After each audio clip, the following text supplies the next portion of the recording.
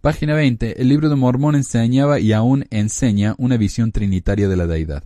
La teología temprana de José Smith sostenía este punto de vista, como parte de los más de 100.000 cambios que se hicieron en el libro de Mormón. Ejemplos. En 1830, el libro de Mormón dice en 1 Nefi en 3, página 25 del libro, y me dijo, he aquí la virgen que tú ves es la madre de Dios, según la carne, la madre de Dios. En 1 Nefi 11:18, en la versión nueva, dice, y me dijo, he aquí la virgen que tú ves es la madre del Hijo de Dios, según la carne. Entonces Dios ya no es Jesucristo. Hay un Dios y hay un Jesucristo. ¿Me entienden? Son dos personas separadas, y eso fue una actualización que hizo él en la versión nueva.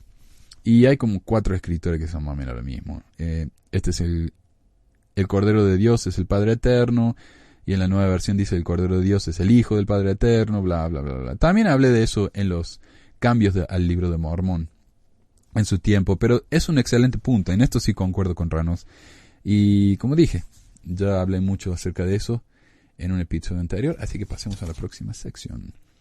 Página 22. Hay una cita que me gustó mucho aquí que incluye señor Reynolds, que es del erudito Sud Boyd Kirkland, y hizo la siguiente observación. El libro de Mormón y las primeras revelaciones de José Smith en efecto describen vívidamente una imagen del Padre y del Hijo como el mismo Dios. ¿Por qué es que en el libro de Mormón no solo no aclara preguntas acerca de la divinidad que han asolado, solo agrega a la confusión? Esto parece particularmente irónico, ya que un declarado propósito principal del libro era restaurar verdades perdidas y terminar las controversias doctrinales causadas por la corrupción de la Biblia de la grande y abominable Iglesia. En años posteriores, él, José, invierte sus esfuerzos anteriores de monetizar la divinidad y en su lugar lo triteizó. Cuando dice monetizar es monoteizar, es decir, hacerlo uno. Pero ahora ya no habla de un Dios, habla de 3. Y esto está en el ensayo del erudito Sud Boyd Kirkland, Un Dios en plena evolución. Esa cita me gustó porque concuerdo, ¿no? Uno no lo puede negar. Está la evidencia, está las copias del libro original del libro de Mormón, que yo lo compré en el mismo museo de la iglesia, ahí en Salt Lake, al frente del templo. No está publicado por la iglesia, pero ellos lo venden. Está publicado por la Reformada, ¿no? La Comunidad de Cristo. En la página 23, dice Reynolds, a diferencia de la historia que me han enseñado en la escuela dominical, sacerdocio, conferencias generales, seminario, EFI, Liaonas, gira de la historia de la iglesia, el Centro de Capacitación Misional y BYU, José Smith utilizó una roca en un sombrero para traducir el libro de Mormón. Los apologistas dicen, pero la iglesia ha admitido esto, porque hay un artículo en Liaona hace como 30 años que admitieron esto, uno solo. Hay libros que uno tiene que comprar y leer el libro entero para enterarse de esto. Sin embargo, no es algo que se enseña en la iglesia. Es cierto, si uno va a la escuela dominical no se dice nada de esto. No está en la Liaona, no está en los libros más populares. La iglesia sigue imprimiendo la imagen de José leyendo directamente de las planchas, pero culpa a los artistas de que lo representan mal. Pero si la representación es incorrecta, ¿por qué se sigue publicando? ¿Por qué no se corrige? Jesús vestido con ropa de gángster, por ejemplo, o Nefi con traje y corbata, dirían, no, perdón, esto está mal, arréglenlo, no vamos a publicar esto. Entonces, ¿por qué culpan a los artistas de que lo hicieron mal? Díganle que lo corrigen o contraten a alguien que les pinte un dibujo de José Smith de la manera correcta y publiquen eso. Entonces, culpar a los artistas me parece un poco cobarde. Página 25. Hay por lo menos 4 diferentes relatos de la primera visión de José Smith. Es cierto. También hemos hablado de esto en el primer episodio que grabamos. Fue el primer video que publiqué en YouTube, etc. Es cierto. A ver, por ejemplo, en la de 1838 se le apareció el Señor. Fue para pedir perdón por los pecados. Se le apareció Jesucristo y le dijo que todas las iglesias son falsas. En 1835, en noviembre 9, dice... pecados perdonados, 2 personajes, no solamente Jesús, un pilar de fuego, que eso es nuevo, concurso de ángeles, que nunca mencionó antes. En 1835, en noviembre 14, 5 días después, solo menciona un concurso de ángeles.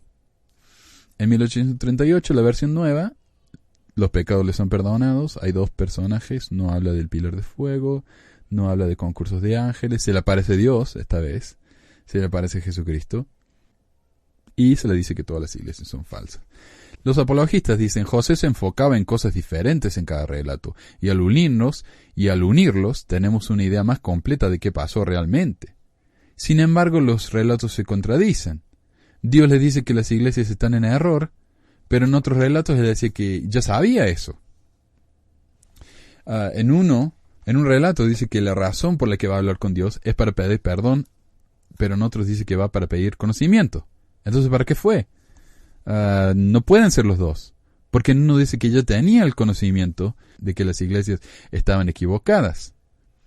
Ahora, su noción de la Trinidad evolucionó, como decimos. Primero se le apareció solamente a Jesucristo, que habrá sido Dios, y ángeles. Después se le apareció Jesucristo y Dios. Y como hablamos aquí, podemos ver en el mismo libro de Mormón, como ya leímos, se nota la evolución de su idea de lo que es Dios. ¿Es un ser o son 3? ¿No? Ahí está el mismo problema. Página 28 ahora habla del libro de Abraham. Y honestamente, este es uno de los temas más complejos y uno de los temas que más decepciona a la gente en la iglesia cuando se enteran. Y uno de los temas que más tratan los apologistas. Por ejemplo, Nibley.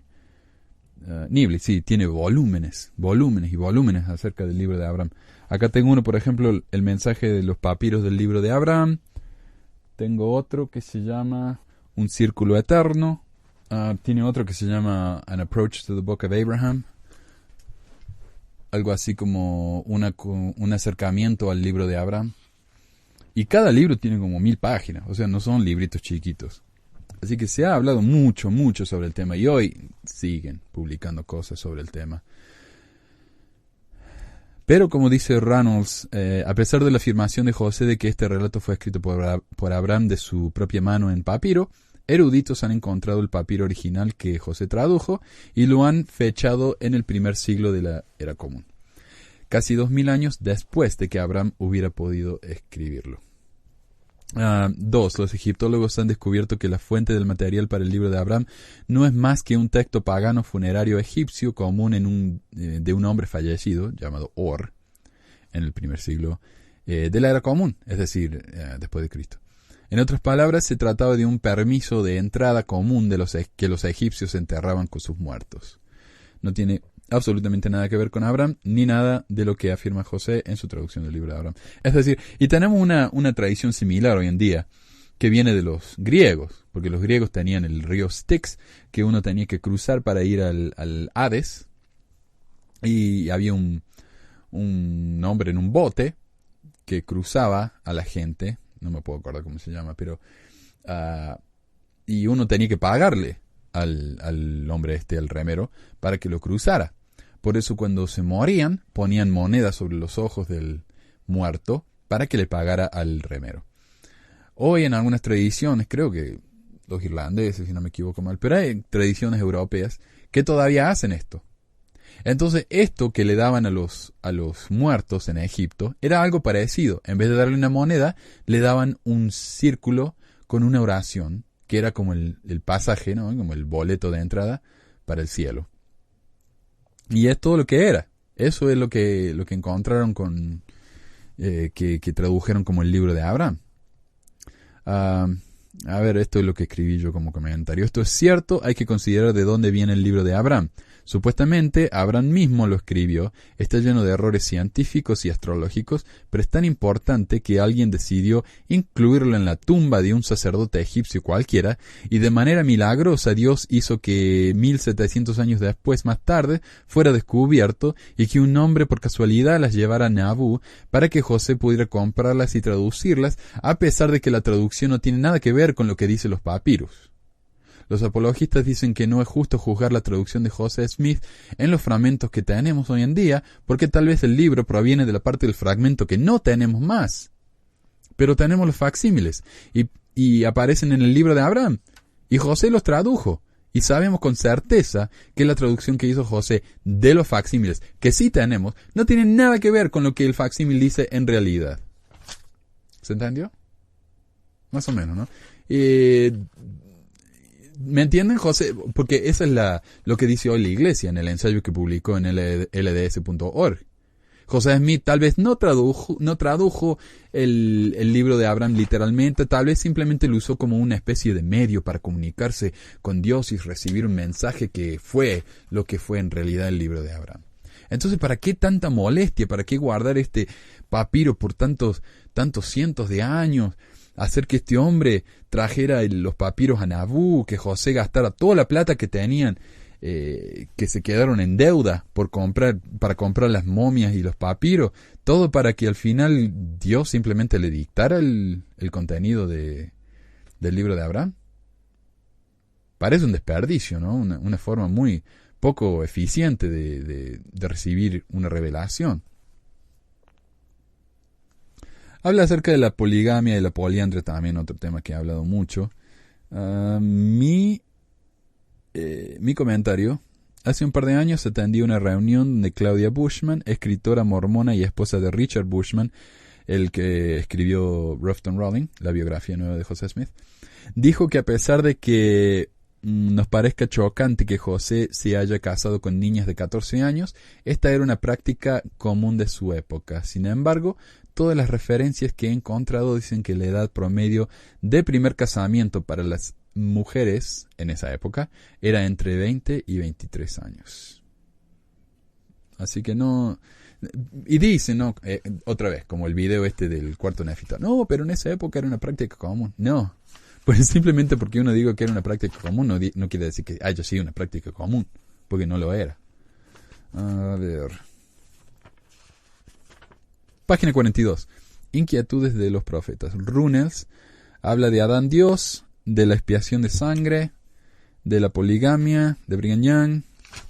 Brigham Young enseñó que la doctrina de la poligamia era requerida para la exaltación. Habla de la exclusión de los negros. O sea, una lista de cosas medio variadas. Y sigue, ¿no? Pero 4 de las 5 inquietudes sobre los profetas son en realidad inquietudes sobre Brigham Young. Porque estas son cosas que dijo Brigham Young y que muchos profetas después negaron. O que se lavaron las manos, no quisieron saber nada. Yo creo que esta sección hubiera funcionado mejor si se hubiera hecho simplemente una lista de enseñanzas extrañas de todos los profetas, no solo de Brigham Young. A ver, ¿qué más? El quinto punto de esta sección tiene que ver con Mark Hoffman, que fue el falsificador que la iglesia le creyó. Las cosas que él falsificó, la iglesia creyó que eran verdaderas y se las compraron por miles y miles de dólares. Dice acá que gastó como casi $1 millón en antigüedades de Mark Hoffman. No solo en dinero, sino en antigüedades que tenían ellos. Por ejemplo, una primera edición del libro de Mormón que sale cientos de miles de dólares por un documento que tenía Mark Hoffman, que lo inventó. Y los líderes mormones no se dieron cuenta de eso, a pesar de que tienen una línea directa con Dios. Me parece que esto podría haber sido una sección separada, ya que no tiene nada que ver con la temática o el estilo de los otros 4 puntos. Muy, muy extraño esta inclusión aquí. Página 47 concluye con esto y me gusta su conclusión. Esta es mi parte favorita de esta sección. Se me ha dicho que los profetas son solamente hombres, quienes son profetas únicamente cuando actúan como tales. Sea lo que sea que quiera decir con eso, se me ha dicho que como todos los profetas, Brigham Young fue un hombre de su tiempo. Por ejemplo, se me dijo que Brigham Young estaba actuando como hombre cuando enseñó que Adán era nuestro Dios. Y no importa que él introdujo esta teología en la ceremonia de investidura de los templos. También lo hablamos hace como 3 episodios. En la evolución del templo, es cierto. Esto se enseñó y fue parte de la investidura. Entonces no me pueden decir que fue simplemente una opinión de Brigham Young y que era un hombre de sus tiempos y que hoy se puede ignorar. Porque si esto está equivocado, ¿qué quiere decir entonces de la gente de la época de Brigham Young que le creyeron y que escucharon y lo siguieron como profeta? Entonces, ¿qué? ¿Ellos no van a ser salvados? ¿O qué onda, no? Así que sí, estoy de acuerdo. Página 48, también estoy de acuerdo con esto. Habla de las planchas de Kinderhook. Y esto nunca hablé yo, y tengo que dedicar un programita, aunque no es tan interesante. Qué sé yo. Esto sería tal vez una sección de un programa. Básicamente, alguien encontró 12 planchas del tamaño de una tarjeta de crédito más o menos. Parece que tiene la forma de hacha. Y tiene escritos antiguos. José Smith las tradujo y dijo que era un registro indio antiguo de los nefitas, bla, bla, bla. Y la iglesia las defendió esto por años y años. Yo tengo un libro acá de los 70 de Marky Peterson llamado Esas planchas de oros, 2 golden plates. Y él muestra las planchas, usa las planchas de Kinderhook como prueba de que en la antigüedad se usaban planchas de metal. Por lo tanto, la historia de José Smith del Libro de Mormón tiene que haber sido cierta. El problema es que eventualmente se descubrió que estas planchas eran una falsificación. Alguien le hizo un chiste a José Smith se lo tragó. Y la iglesia finalmente admitió que sí, son falsas. Entonces, ¿qué quiere decir esto? Que José Smith tradujo el libro de Abraham, pero realmente no era el libro de Abraham. Tradujo las planchas de Kinderhook, pero no eran realmente lo que tradujo él. Entonces, ¿se puede confiar a José Smith como traductor? No sé. Si uno lo confía como traductor, tiene que basarse exclusivamente en fe y no ver el proceso de traducción como un proceso de traducción.